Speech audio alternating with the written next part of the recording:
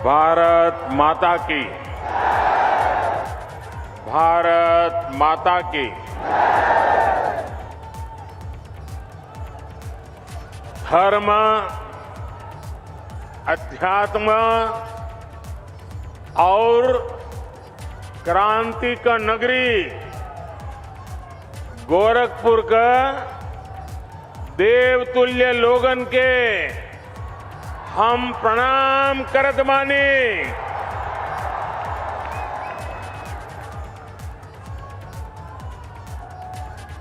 परमहंस योगानंद महायोगी गोरखनाथ जी, वंदनीय हनुमान प्रसाद पोद्दार जी और महाबलिदानी पंडित राम प्रसाद बिस्मल का ई पावन धरती का कोटि कोटि नमन।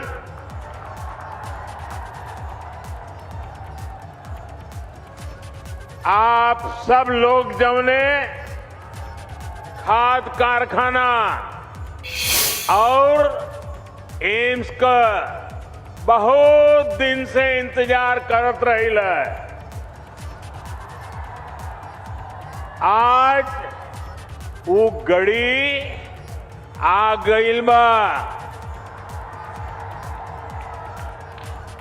आप सबके बहुत बहुत बधाई।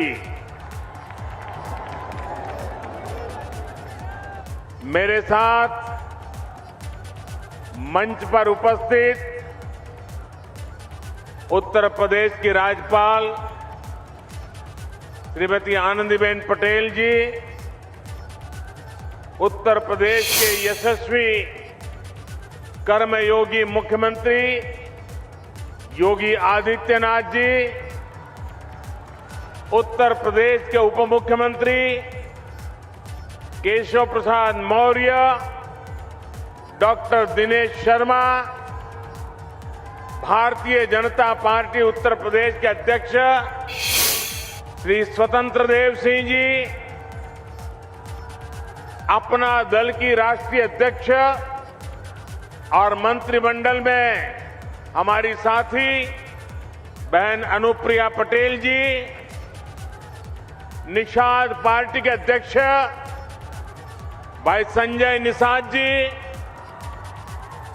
मंत्रिमंडल में मेरे सहयोगी श्री पंकज चौधरी जी, उत्तर प्रदेश सरकार के मंत्री श्री जय प्रताप सिंह जी, श्री सूर्य प्रताप शाही जी, श्री दारा सिंह चौहान जी, स्वामी प्रसाद मौर्य जी, उपेंद्र तिवारी जी, सतीश द्विवेदी जी, जयप्रकाश निषाद जी, राम चौहान जी, आनंद स्वरूप शुक्ला जी, संसद में मेरे साथीगण, यूपी विधानसभा और विधान परिषद के सदस्यगण और विशाल संख्या में हमें आशीर्वाद देने के लिए आए हुए मेरे प्यारे भाइयों और बहनों,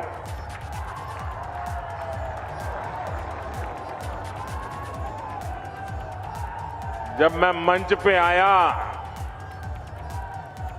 तो मैं सोच रहा था ये भीड़ है, वो यहां नजर भी नहीं पहुंच रही। लेकिन जब उस तरफ देखा तो मैं हैरान हो गया, इतनी बड़ी तादाद में लोग, और मैं नहीं मानता हूं शायद उनको दिखाई भी नहीं देता होगा, सुनाई भी नहीं देता होगा। इतने दूर दूर लोग झंडे हिला रहे हैं।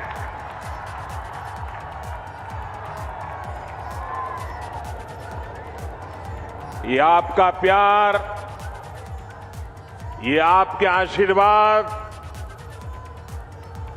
हमें आपके लिए दिन रात काम करने की प्रेरणा देते हैं, ऊर्जा देते हैं, ताकत देते हैं।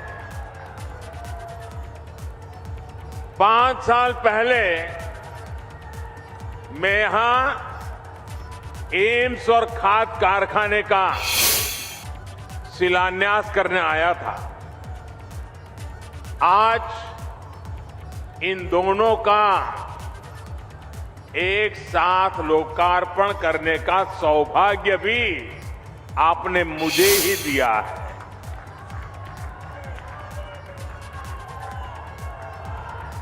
आईसीएमआर के रीजनल मेडिकल रिसर्च सेंटर को भी आज अपनी नई बिल्डिंग मिली है। मैं यूपी के लोगों को बहुत बहुत बधाई देता हूं। साथियों, गोरखपुर में फर्टिलाइजर प्लांट का शुरू होना, गोरखपुर में एम्स का शुरू होना अनेक संदेश दे रहा है। जब डबल इंजन की सरकार होती है तो डबल तेजी से काम भी होता है। जब नेक नियत से काम होता है तो आपदाएं भी अवरोध नहीं बन पाती। जब गरीब, शोषित, वंचित की चिंता करने वाली सरकार होती है तो वो परिश्रम भी करती है, परिणाम भी ला करके दिखाती है। गोरखपुर में आज हो रहा आयोजन इस बात का भी सबूत है कि नया भारत जब ठान लेता है तो इसके लिए कुछ भी असंभव नहीं है। साथियों, जब 2014 में आपने मुझे सेवा का अवसर दिया था तो उस समय देश में फर्टिलाइजर सेक्टर बहुत बुरी स्थिति में था। देश के कई बड़े बड़े खाद कारखाने बरसों से बंद पड़े थे और विदेशों से आयात लगातार बढ़ता जा रहा था।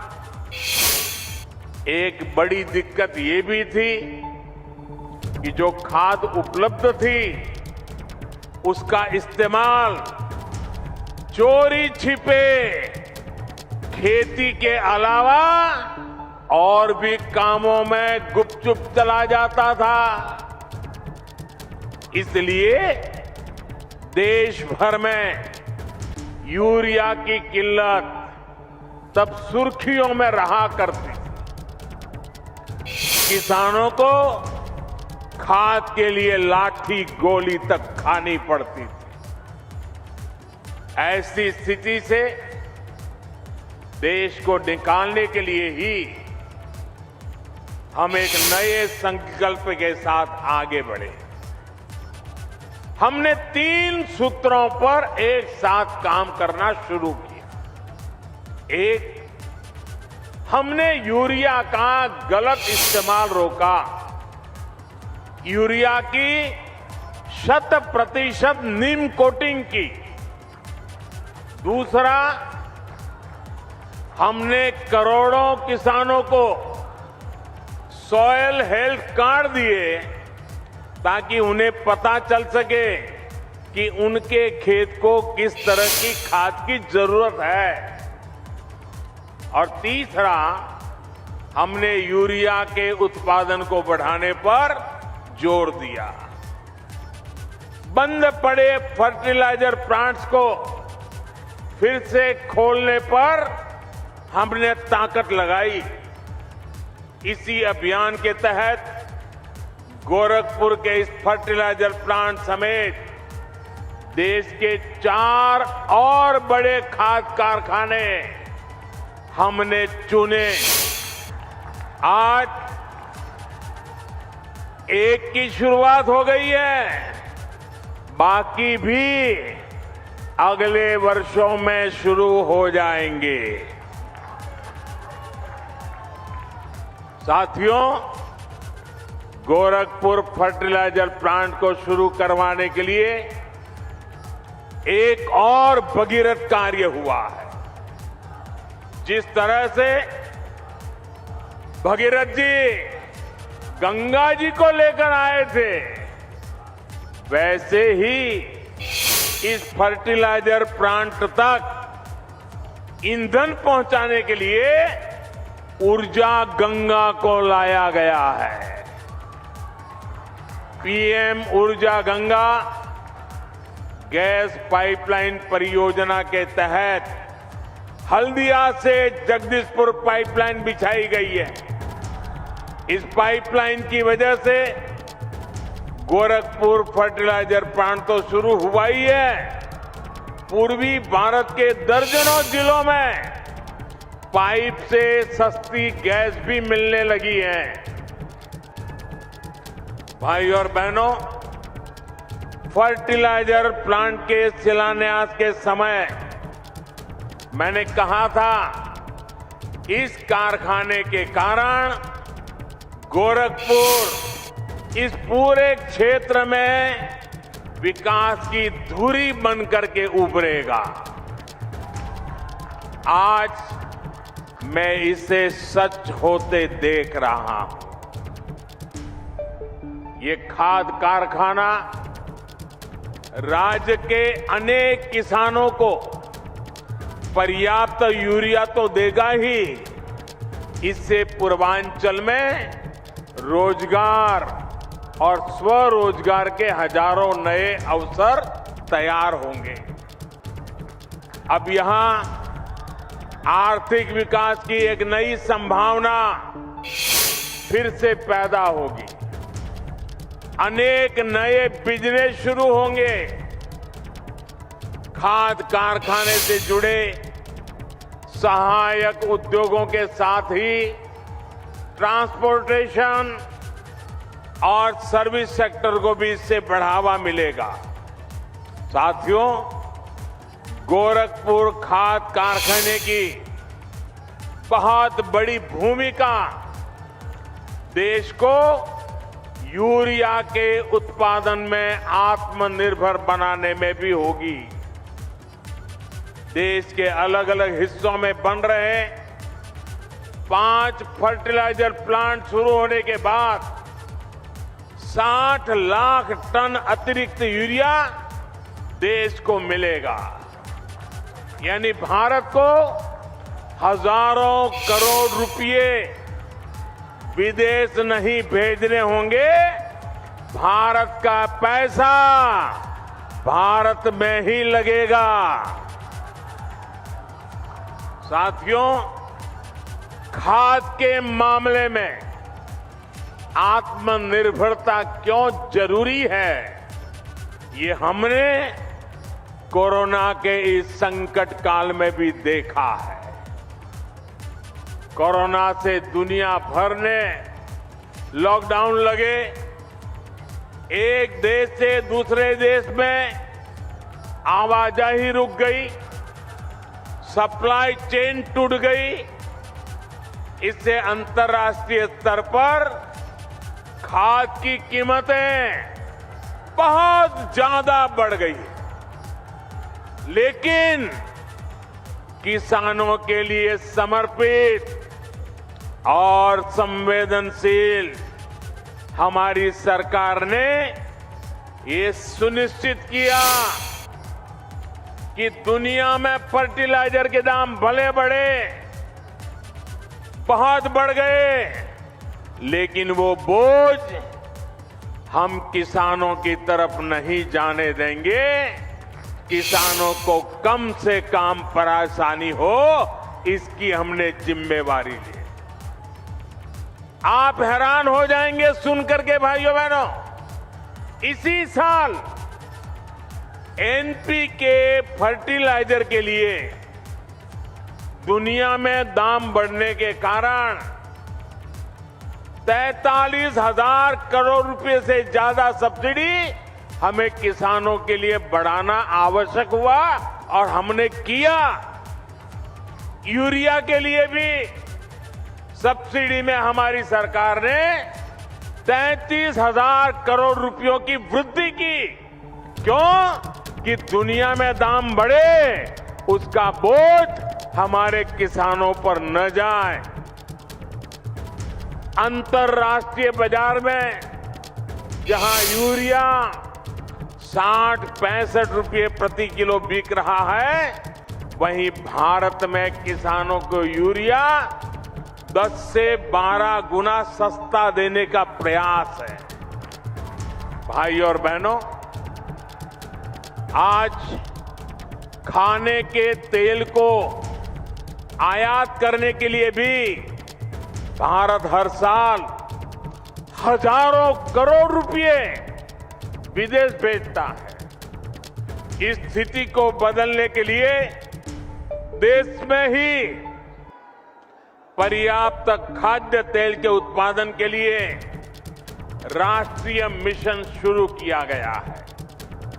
पेट्रोल डीजल के लिए कच्चे तेल पर भी भारत हर वर्ष 5-7 लाख करोड़ रुपए खर्च करता है। इस आयात को भी हम इथेनॉल और बायोफ्यूल पर बल देकर कम करने में जुटे हैं। पूर्वांचल का एक क्षेत्र तो गन्ना किसानों का गढ़ है। इथेनॉल गन्ना किसानों के लिए चीनी के अतिरिक्त कमाई का एक बहुत बेहतर साधन बन रहा है। उत्तर प्रदेश में ही बायोफ्यूल बनाने के लिए अनेक फैक्ट्रियों पर काम चल रहा है। हमारी सरकार आने से पहले यूपी से सिर्फ 20 करोड़ लीटर इथेनॉल तेल कंपनियों को भेजा जाता था। आज करीब करीब 100 करोड़ लीटर इथेनॉल अकेले उत्तर प्रदेश के किसान भारत की तेल कंपनियों को भेज रहे हैं। पहले खाड़ी का तेल आता था, अब झाड़ी का भी तेल आने लगा है। मैं आज योगी जी सरकार के इस बात के लिए सराहना करूंगा कि उन्होंने गन्ना किसानों के लिए बीते सालों में अभूतपूर्व काम किया है। गन्ना किसानों के लिए लाभकारी मूल्य हाल में 350 रुपये तक बढ़ाया है। पहले की 2 सरकारों 10 साल में जितना भुगतान गन्ना किसानों को किया था, लगभग उतना योगी जी की सरकार ने अपने 4.5 साल में किया है।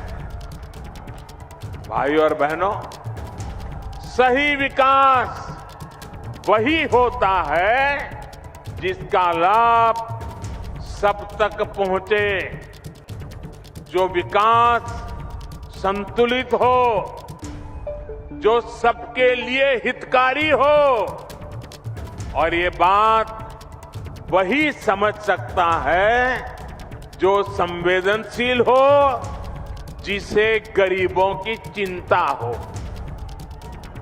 लंबे समय से गोरखपुर सहित ये बहुत बड़ा क्षेत्र सिर्फ एक मेडिकल कॉलेज के भरोसे चल रहा था।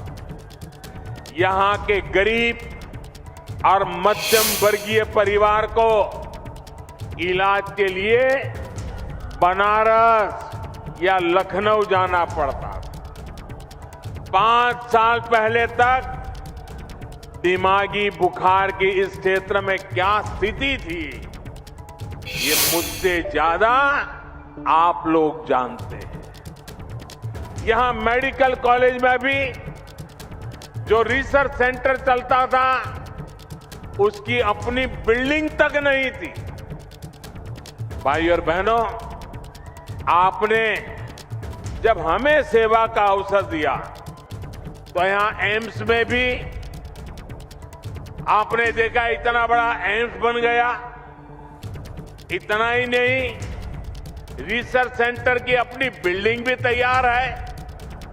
जब मैं एम्स का शिलान्यास करने आया था तब भी मैंने कहा था कि हम दिमागी बुखार से इस क्षेत्र को राहत दिलाने के लिए पूरी मेहनत करेंगे। हमने दिमागी बुखार फैलाने की वजह को दूर करने का पर भी काम किया और इसके उपचार भी। आज वो मेहनत जमीन पर दिख रही है। आज गोरखपुर और बस्ती डिवीजन के 7 जिलों में दिमागी बुखार के मामले लगभग 90% तक कम हो चुके हैं। जो बच्चे बीमार होते भी हैं, उनमें से ज्यादा का जीवन बचा पाने में हमें सफलता मिल रही है। योगी सरकार ने इस क्षेत्र में जो काम किया है, उसकी चर्चा अब अंतर्राष्ट्रीय स्तर पर भी हो रही है। एम्स और आईसीएमआर रिसर्च सेंटर बनने से अब इंसेफ्लाइटिस से मुक्ति के अभियान को और मजबूती मिलेगी। इससे दूसरी संक्रामक बीमारियां, महामारियों के बीच उसके बचाव में भी यूपी को बहुत मदद मिलेगी। भाइयों और बहनों, किसी भी देश को आगे बढ़ने के लिए बहुत आवश्यक है कि उसकी स्वास्थ्य सेवाएं सस्ती हो, सर्वसुलभ हो, सबकी पहुंच में हो। वरना मैंने भी इलाज के लोगों को एक शहर से दूसरे शहर तक चक्कर लगाते, अपनी जमीन गिरवी रखते, दूसरों से पैसों के उधारी लेते हमने भी बहुत देखा है। मैं देश के हर गरीब, दलित, पीड़ित, शोषित, वंचित, चाहे वो किसी भी वर्ग का हो, किसी भी क्षेत्र में रहता हो, इस स्थिति से बाहर निकालने के लिए जी जान से जुटा हूं। पहले सोचा जाता था कि एम्स जैसे बड़े मेडिकल संस्थान बड़े शहरों के लिए होते हैं, जबकि हमारी सरकार अच्छे से अच्छे इलाज को, बड़े से बड़े अस्पताल को देश के दूर सुदूर क्षेत्रों तक ले जा रही है। आप कल्पना कर सकते हैं, आजादी के बाद से इस सदी की शुरुआत तक देश में सिर्फ एक एम्स था, एक। अटल जी ने 6 और एम्स स्वीकृत किए थे अपने कालखंड में। बीते 7 वर्षों में 16 नए एम्स बनाने पर देश भर में काम चल रहा है। हमारा लक्ष्य ये है कि देश के हर जिले में कम से कम एक मेडिकल कॉलेज जरूर हो। मुझे खुशी है कि यहां यूपी में भी अनेक जिलों में मेडिकल कॉलेज का काम तेजी से आगे बढ़ रहा है। और अभी योगी जी पूरा वर्णन कर रहे थे कहां मेडिकल कॉलेज का काम हुआ है। हाल में ही यूपी के 9 मेडिकल कॉलेज का एक साथ लोकार्पण करने का अवसर आपने मुझे भी दिया था। स्वास्थ्य को दी जा रही सर्वोच्च प्राथमिकता का ही नतीजा है कि यूपी लगभग 17 करोड़ टीके के पड़ाव पर पहुंच रहा है। भाइयों और बहनों, हमारे लिए 130 करोड़ से अधिक देशवासियों का स्वास्थ्य, सुविधा और समृद्धि सर्वोपरि है। विशेष रूप से हमारी माताओं, बहनों, बेटियों की सुविधा और स्वास्थ्य, जिस पर बहुत ही कम ध्यान दिया गया। बीते सालों में पक्के घर, शौचालय, जिसको आप लोग इज्जत घर कहते हैं, बिजली, गैस, पानी, पोषण, टीकाकरण, ऐसी अनेक सुविधाएं जो गरीब बहनों को मिली है, उसके परिणाम अब दिख रहे हैं। हाल में जो फैमिली हेल्थ सर्वे आया है, वो भी कई सकारात्मक संकेत देता है। देश में पहली बार महिलाओं की संख्या पुरुषों से अधिक हुई है। इसमें बेहतर स्वास्थ्य सुविधाओं की भी बड़ी भूमिका है।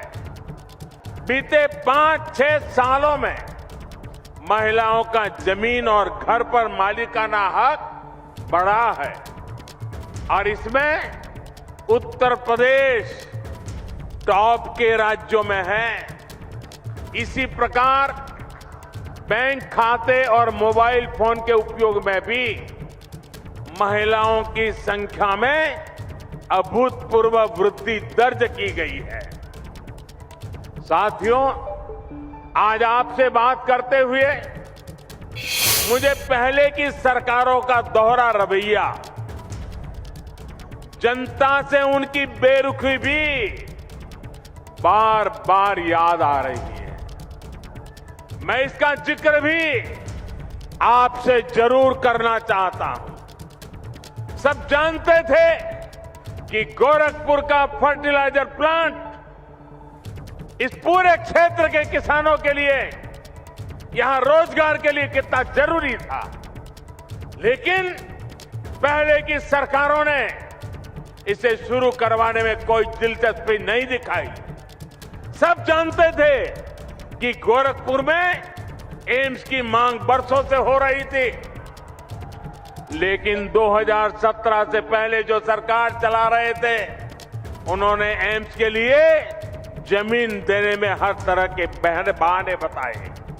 मुझे याद है, जब बात आर्या पार की हो गई, तब बहुत बेमन से, बहुत मजबूरी में पहले की सरकार द्वारा गोरखपुर एम्स के लिए जमीन आवंटित की गई थी। साथियों, आज का ये कार्यक्रम उन लोगों को भी करारा जवाब दे रहा है जिन्हें टाइमिंग पर सवाल उठाने का बहुत शौक है। जब ऐसे प्रोजेक्ट पूरे होते हैं तो उनके पीछे बरसों की मेहनत होती है, दिन रात का परिश्रम होता है। ये लोग कभी इस बात को नहीं समझेंगे कि कोरोना के इस संकट काल में भी डबल इंजन की सरकार विकास में जुटी रही, उसने काम रुकने नहीं दिया। मेरे प्यारे भाइयों बहनों, लोहिया जी, जयप्रकाश नारायण जी के आदर्शों को, इन महापुरुषों के अनुशासन को ये लोग कब से छोड़ चुके हैं। आज पूरा यूपी भली भांति जानता है कि लाल टोपी वालों को लाल बत्ती से मतलब रहा है। उनको आपके दुख तकलीफ से कोई लेना देना नहीं है। ये लाल टोपी वालों को सत्ता चाहिए।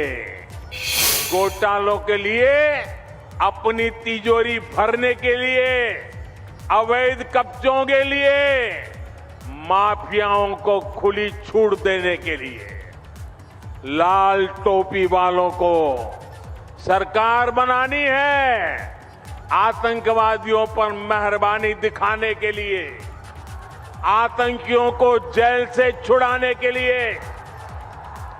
और इसलिए याद रखिए, लाल टोपी वाले यूपी के लिए रेड अलर्ट है, रेड अलर्ट, यानी खतरे की घंटी है।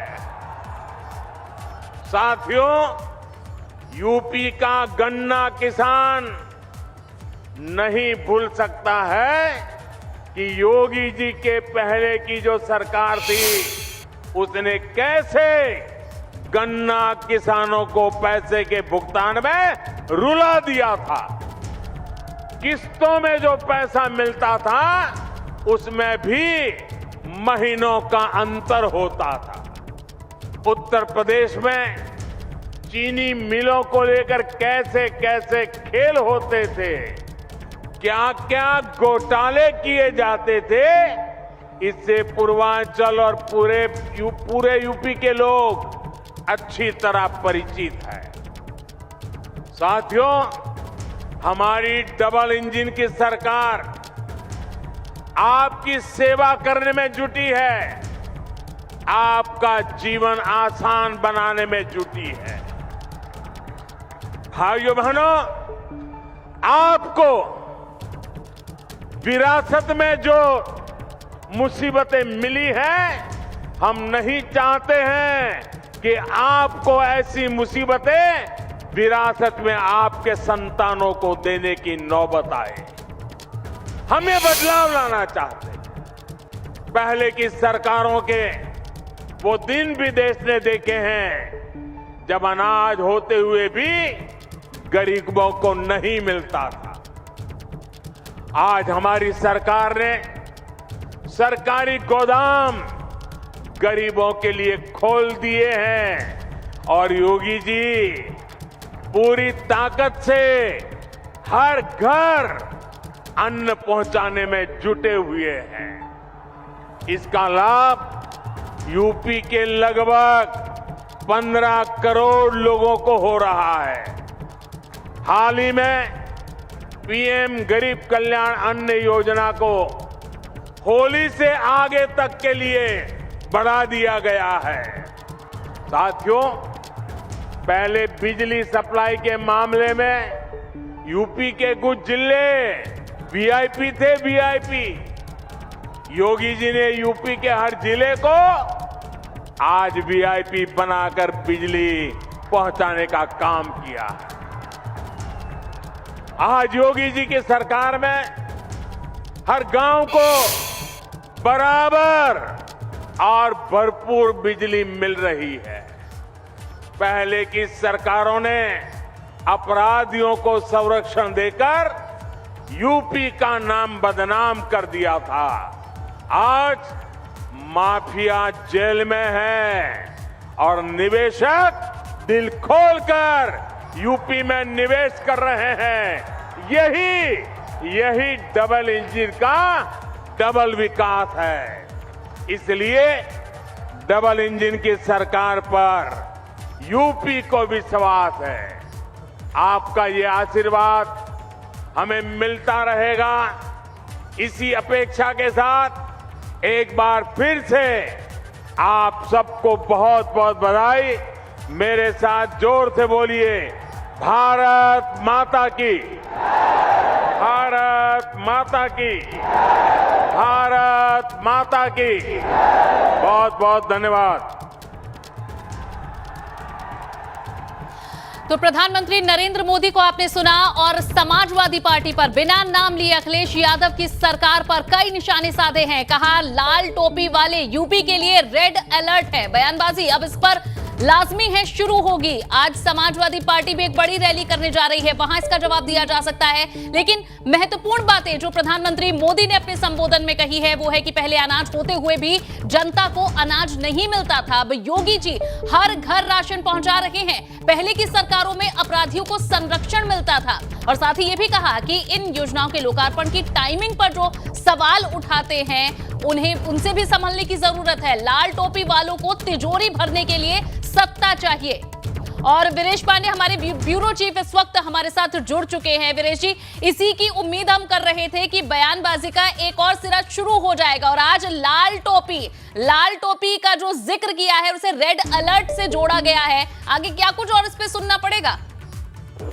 निश्चित रूप से आज उन्होंने और बड़ा प्रहार किया है। प्रधानमंत्री ने लाल टोपी वालों को लाल बत्ती चाहिए, आतंकियों को जेल से छुड़ाने के लिए सत्ता में आना चाहते हैं, रेड अलर्ट है यानी खतरे की घंटी है। प्रधानमंत्री ने सीधे तौर पर लाल टोपी यानी अखिलेश यादव के समाजवादी पार्टी के समर्थक नेताओं, कार्यकर्ताओं और समाजवादी पार्टी और अखिलेश यादव पर प्रहार किया है और साफ कह दिया है कि लाल टोपी को केवल सत्ता चाहिए, लाल बत्ती चाहिए, दबंगई चाहिए, गुंडई चाहिए और आतंकियों को जेल से छुड़ाने के लिए उन्हें सत्ता चाहिए। समाज सेवा के लिए नहीं, जन सेवा के लिए नहीं, लोक कल्याण के लिए नहीं। रेड अलर्ट है यानी भैया संभल के रहो, ये खतरे की घंटी है। जो टोपी लगाए हैं लाल टोपी यानी समाजवादी पार्टी पर प्रधानमंत्री ने बड़ा हमला किया है और ऐसा हमला प्रधानमंत्री ने अभी पिछली की रैलियों में नहीं किया।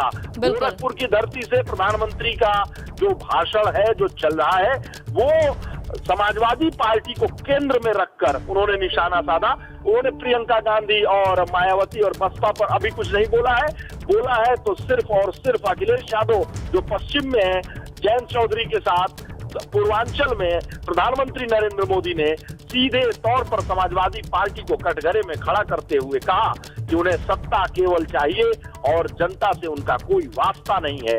उनकी हुड़दंगई देखिए, उनकी गुंडई देखिए, ये तमाम तरह की बातें। जी